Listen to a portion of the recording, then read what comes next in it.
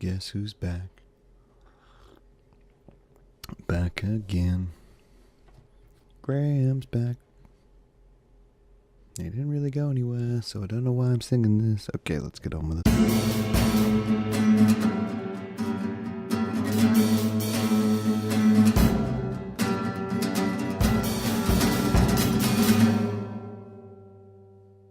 What's up, kids? So, by all accounts, I am a millennial. I know, shocking, right? I'm a person in their 20s and I'm a millennial. I'm sticking to that. So I was, the whole conversation of millennials came up again the other day, and it never bothers me. It's kind of one of those monikers which I've kind of just learned to accept in the same way that you had punks and Gen Xers. I think the main problem with millennials is that the name doesn't sound great. It's not a great name. It's the kind of name people of a generation would pick, and that is a thing. The problem with Gen X's was their name was picked by cooler people, whereas for millennials it was kind of no, it's someone wanted something to diminish, and then everyone just kind of decided to own it, because why not?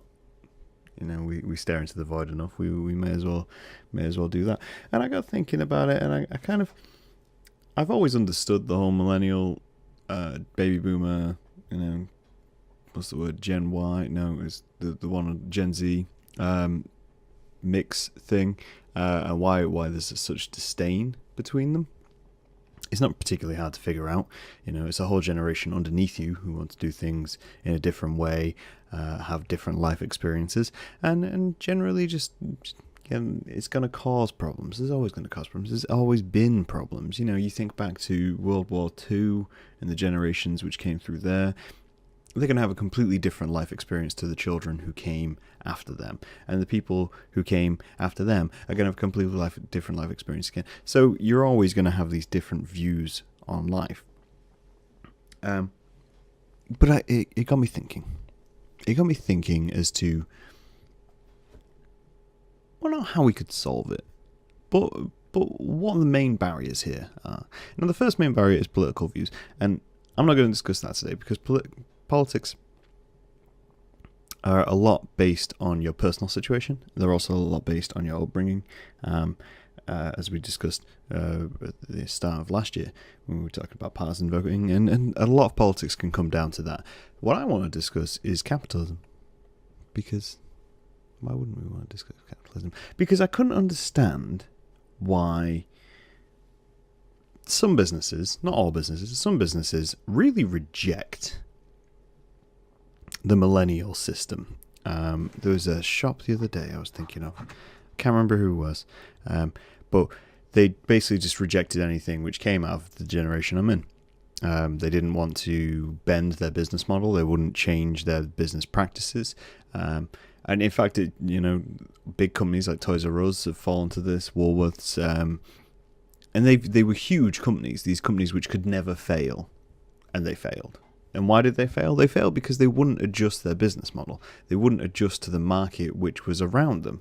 And so other businesses have kind of grasped onto that and gone, yes, I need to change, and I need to go and do and be, and we're going to sell more and all this kind of stuff. And that's good marketing. That's solid business model. Whereas other ones have taken that as their moniker, in the same way that we did with the word millennials. And they've just gone against it and said, no, we're not changing. That's wrong. We're gonna keep doing what we're doing. And they've thrived. Some businesses have thrived doing that, because it's a business model which other generations are familiar with. And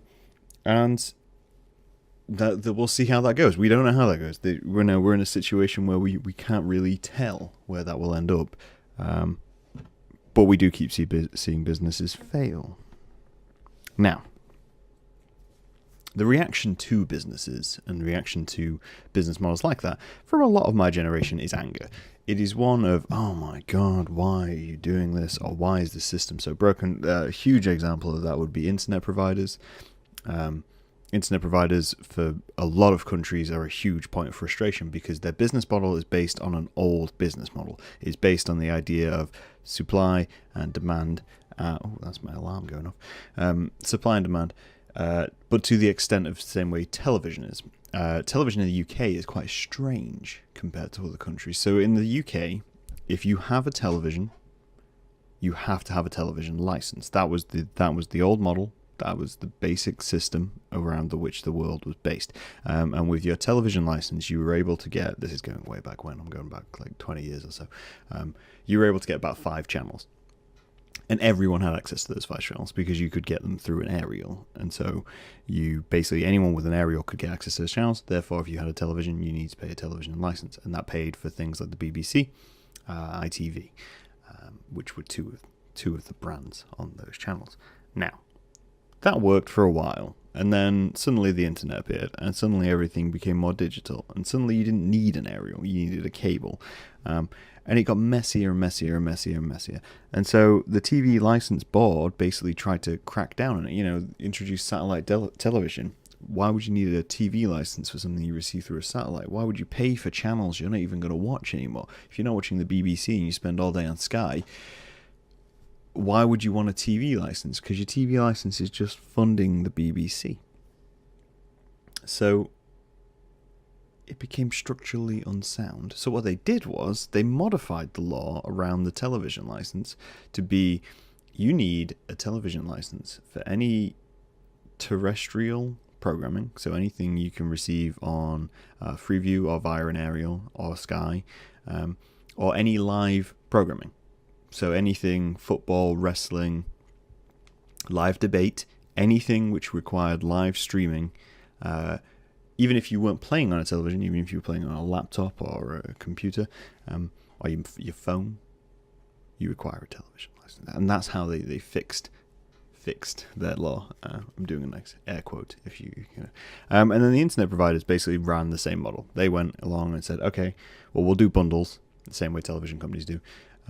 And you'll only get so much for what you pay, and then we'll gradually increase the price of the bundles each time and remove things from the lower tier bundles, forcing you to upgrade or lose channels the longer you're with them. And that is a terrible business model.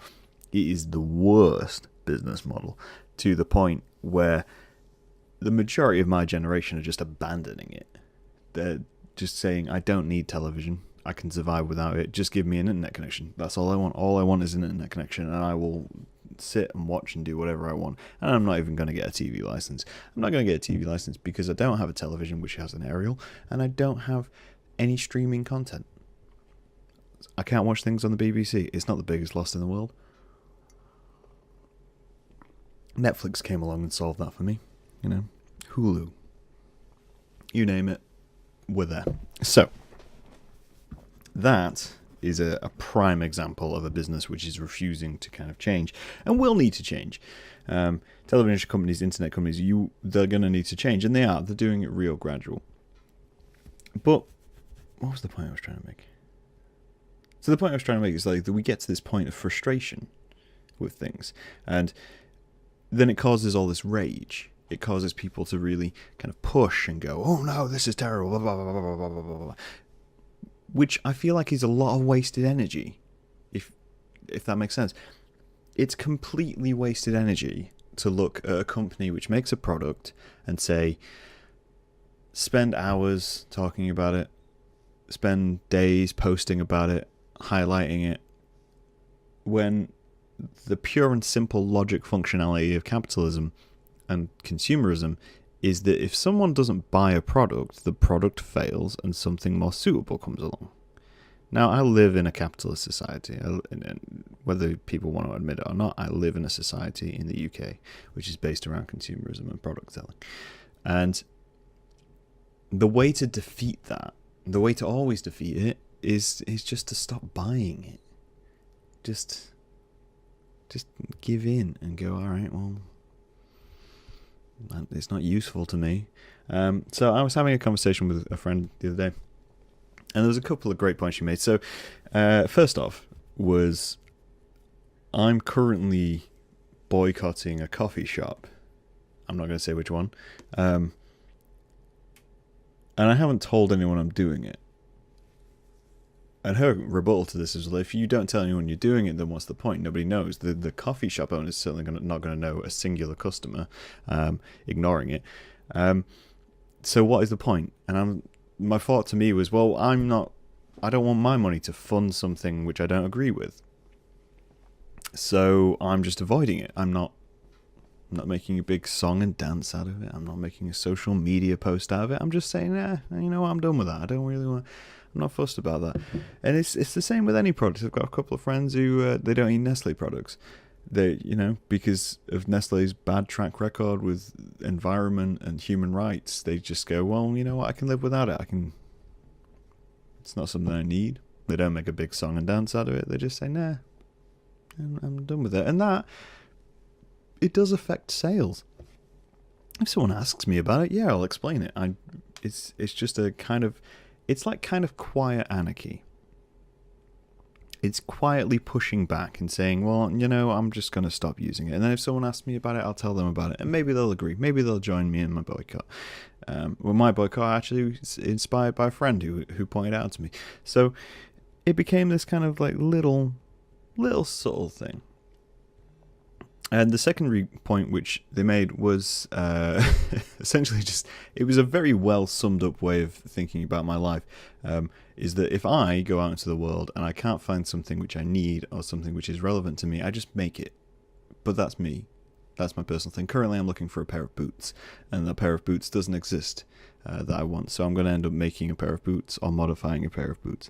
And again, supply and demand. I have a demand for a product which doesn't exist.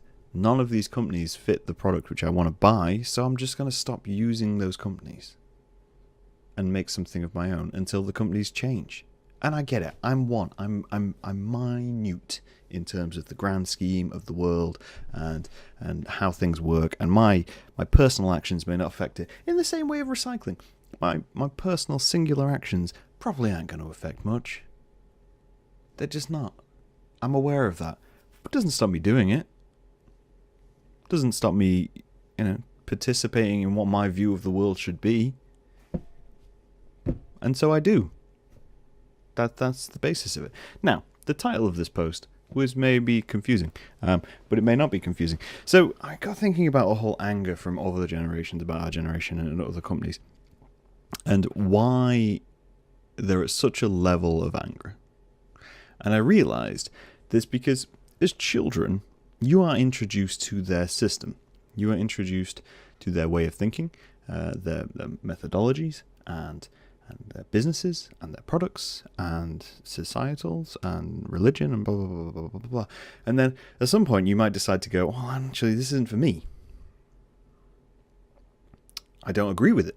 For the most part, most generations will do that. Any generation will go out and say, oh, the people who were doing it before, I don't really agree with them, so I'm not going to go do it. And it causes a backlash because you're basically just throwing away everything the previous generation had gotten used to, probably helped form, probably helped set up. And you're not really giving them a reason other than you think it's wrong. You don't see a use for it. It's times have changed, technology's moved on, reality has altered itself in such a way that you don't need it anymore. And when something like religion, obviously that causes huge ripples because for the most part you might be throwing away thousands of years of ideology, and same with kind of family matters, you're throwing away generational intricacies. But when it comes to money and when it comes to a society about products and businesses and systems, it's quite strange that people are so passionate about it, about keeping that one line of this is how we do it and things have to work this way. Now, back to my point on rage. I don't think businesses respond to rage. There's a lot of things going on right now where businesses are getting involved in social debates in order to sell you products. Everyone's aware of this. This is how you sell. It's good advertising. It's the whole LGBT thing of if you have a lot of LGBT presence, you tend to get companies suddenly very interested in it. And they may be doing it as a sport, and fantastic if they are, but a lot of companies are doing it to highlight their business. They're doing it as a way of advertising. In the same way when it comes to heritage projects and anniversaries of things. I live in Lincolnshire. There is a lot of heritage projects in Lincolnshire. They come out and they say, oh yes, it's the 100th centenary of blah, blah, blah, blah, blah, blah. So everyone's suddenly supporting that. And again, it's an advertising technique. It's a way of saying, hey, look, we're involved. We're part of your society. We understand the things which you're interested in, and therefore you should come buy from us. Oh, didn't you not know about us before? We make signs, and now you can come see us and buy signs from us because you're aware that we exist and we got involved in this. And that's essentially how business works. It's advertising through social media, through social means, through general common knowledge, and you're more likely to get highlighted if you're involved in things. Even this podcast, if I talk about current events, my video will probably get more views than if I just sit and ramble for an hour about cheese. People interested in cheese might do it, but unless there's a cheese movement going on, people ain't going to come along and listen to it. I use cheese a lot as a demonstration for things. I've realized this recently as well. So to rage against them doesn't really make sense. It's a lot of wasted effort. It's a lot of, yeah, wrong. And the company going, all right, still going to do what I do. Still gonna just keep doing what I do. It's not really going to affect their sales. Because you find, and I find, if someone's screaming at you, it's a lot easier to ignore than someone who doesn't want to talk to you anymore. Now we're about to get into relationships. So, if you are dating or you have ever dated, there could be a difference between your world and my world. But generally, you meet people and you hear their stories and you hear the relationships and the dates which affected them most. Now, if someone's got a story about someone who is angry or abusive, generally they can see that. That is a clear sign. It is a sign which that is wrong, and therefore I'm going to cut it off. I'm going to make a conscious decision to not be involved in that thing, and I'm going to tell everyone about it as a warning. That is fair enough. That is the right thing to do. We've discussed this before. If you cut it off, it dies. But the ones which get talked about more are people who just disappear. I believe the term is ghosting. I'm sure there's other terms for it as well. But these are the ones which get affected most. Like people go on a date, say, oh yeah, the date went really well. We seem to be getting along, blah, blah, blah. And they just stop talking to me. And that bothers people more because there's no closure to it. There's no cap off ending to say this is what went wrong. This is what you need to change. And if anything, it plays into that whole playing hard to get aspect of dating, which is terrible, by the way. Don't do that. And it feeds that insecurity, which is why I chose the title, which I did. Now, to me, if you have a problem with a business, and this is again, we're on about businesses today. If you have a problem with a business and you really want that business to change, you can shout about it. You can highlight it. You can show off the bad things about it. But nothing affects that business more than if you just start to ghost it and you don't really give it a reason why. The whole system, the whole consumer capitalist societal system is based around the idea of feeding the need of the people. If the people stop needing something, then they have to change and they have to make a move to change. And if they won't change, then fair enough, you're failing at the very system you're participating in. So my advice within life is, get involved in capitalism, but you're going to. There's no way around it. If you were born, your parents will likely buy you products. You will see things advertised to you. You will not have a choice in participating in the society in the way that it is constructed and performed by your parents. So unless your parents are super into raging against the machine, the likelihood is you're going to have a standard introduction to society. Regardless of race, religion, or creed, you will have a standard introduction which matches up with the people around you because that's their system. That's their way of doing things. And you can come back at it and you can fight against it if you want, and you can go, yeah, no, fuck this, blah, blah, blah, blah, blah, blah. And that's fine. But the likelihood is you're going to be ignored. The likelihood is people are just going to go, oh no, you're doing it over the top. You're making a big deal out of nothing. It's really not that bad. You can just ignore it. It's fine. And they'll ignore you because you're making a lot of noise. And making a lot of noise is a good way to get ignored. You know, if a child has a tantrum, what do? Pay attention to it? No, you ignore it. You tell it that tantrum is not good enough. That they need to learn to use their words. They need to learn to process information into the world.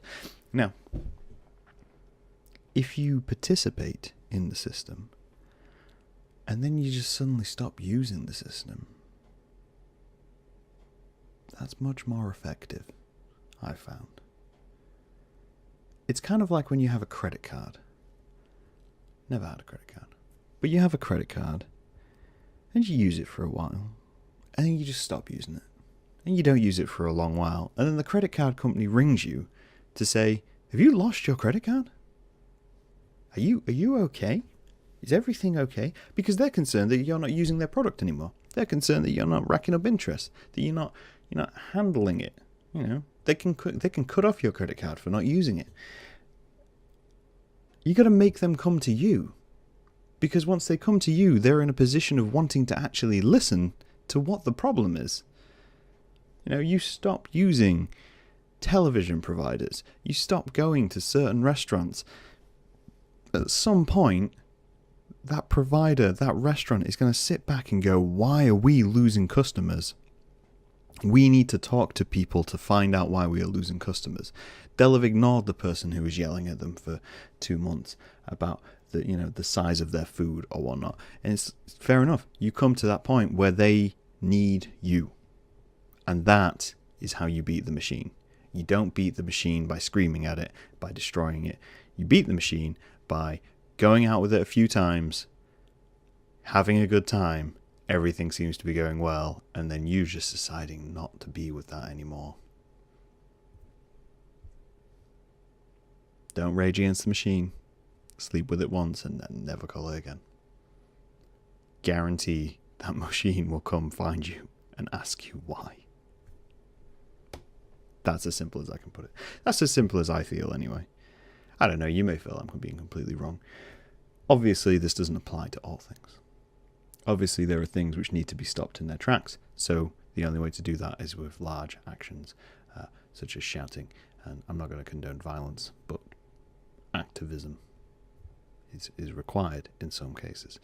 But in terms of just your day-to-day shopping, your day-to-day living, how you feel about different products and different causes, this is a simple yet effective way of doing it.